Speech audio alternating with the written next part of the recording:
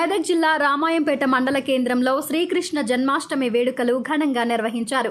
శ్రీకృష్ణ జన్మాష్టమిని పురస్కరించుకుని స్థానిక యాదవ్ సంఘం ఆధ్వర్యంలో కాసగుట్ట మల్లన్న స్వామి దేవాలయం సమీపంలోని శ్రీకృష్ణ మందిరంలో స్వామివారికి విశేష పూజలు నిర్వహించారు.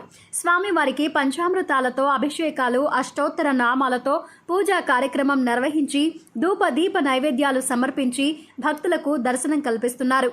గత 4 సంవత్సరాలుగా శ్రీకృష్ణ మందిరంలో విశేష పూజా కార్యక్రమాలు నిర్వహిస్తున్నామని యాదవ సంఘం సభ్యులు తెలిపారు. ఈ కార్యక్రమంలో బత్తుల రవి యాదవ్, బసనపల్లి రాజు యాదవ్, పోచయ్య యాదవ్, ఎర్రగొల్ల రమేష్ యాదవ్, గాయంతి మల్లయ్య యాదవ్, గాయంతి మల్లేశం యాదవ్, ఎర్రగుల్ల కిషన్ యాదవ్, పల్లె శ్రీశైలం యాదవ్, అడ్వకేట్ వినోద్ తదితరులు పాల్గొన్నారు.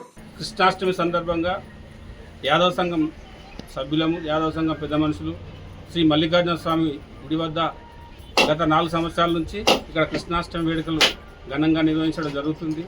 అదే మాదిరిగా ఈ సంవత్సరం కూడా స్వామివారికి ఘనంగా వేడుకలు చేయడం జరిగింది. ఇప్పుడే పూజలైనవి, మంగళహారతులు, నైవేద్యాలతో స్వామివారిని అందరము మనస్ఫూర్తిగా కొలుచుకోవడం జరిగింది.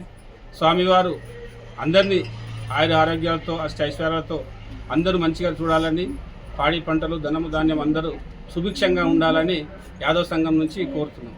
పూజలు అయిన అనంతరము అన్నదాన కార్యక్రమం ఉంటుంది కాబట్టి భక్తులు స్వామివారిని దర్శించుకొని ఈ అన్నదాన కార్యక్రమాన్ని అందరూ స్వీకరించి స్వామివారి కృపకు పాత్రలు కావాలని యాదవ సంఘం నుంచి కోరుతున్నాం.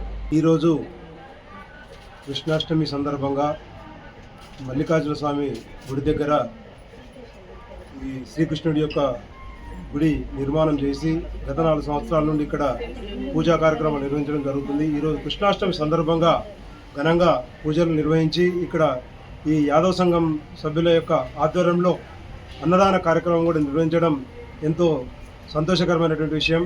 ఇప్పటివరకు మనం మల్లికార్జున స్వామికి మరియు లింగానికి అభిషేకాలు చేయడం జరిగింది. తర్వాత శ్రీకృష్ణుడికి మనము ఇప్పటివరకు పూజా కార్యక్రమం నిర్వహించి తదనంతరం మనము హనుమాన్ టెంపుల్కు అక్కడ చంద్రం కూడా పెట్టడం జరుగుతుంది.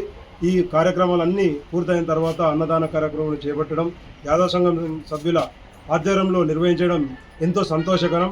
ఈ కార్యక్రమం అందరికీ కృష్ణాష్టమి జన్మదిన శుభాకాంక్షలు తెలియజేస్తూ